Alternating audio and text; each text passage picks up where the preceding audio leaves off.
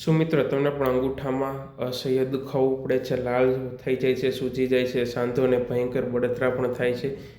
જ્યારે કોઈ સોય પોકી રહી હોય તેવું લાગે છે? જો હા તો સાવધાન, આ સામાન્ય દુખાવો નથી, આ એક ગાઉટ પણ હોઈ શકે છે.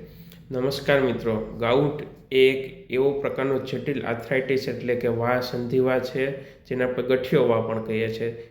આ થાય ત્યારે આપણા શરીરને લોહીમાં યુરિક એસિડનું પ્રમાણ વધી જાય છે. આ વધારાનું એસિડ નાના સ્ફટિકો એટલે કે ક્રિસ્ટલ બનાવીને ખાસ કરીને સાંધાઓમાં અથવા તો પગના અથવા તો હાથના અંગૂઠાઓમાં જમા થાય છે. પરિણામે લાલ થઈ જાય, સોજી જાય, ગયેલો સાંધો લાગે છે. એમાં ઘણી વખત ભયંકર બળતરા પણ થતી હોય છે. ઘણી વખત તો ચાદરનો સ્પર્શ થાય પણ તો પણ સહન ના થાય. ગભરાશો નહીં, અહીં આપણે હોમિયોપેથી તમારી મદદે આવે છે. હોમિયોપેથી માત્ર દુખાવાને દબાવતું નથી, પરંતુ મૂળમાંથી કામ કરે છે. આ યુરિક એસિડના મેટાબોલિઝમને સુધારે છે, વારંવાર થતા ગાઉટના હુમલાને અટકાવે છે, અને સૌથી મહત્ત્વની વસ્તુ છે, આની કિડની પર કે કોઈ જગ્યાએ કોઈ પણ સાઈડ ઇફેક્ટ થતી નથી. જો તમારી તાસીર મુજબ દવા પસંદ કરવામાં આવે છે તો ગાઉટને હંમેશા માટે કંટ્રોલ કરી શકાય છે અથવા તો વહી જાય છે.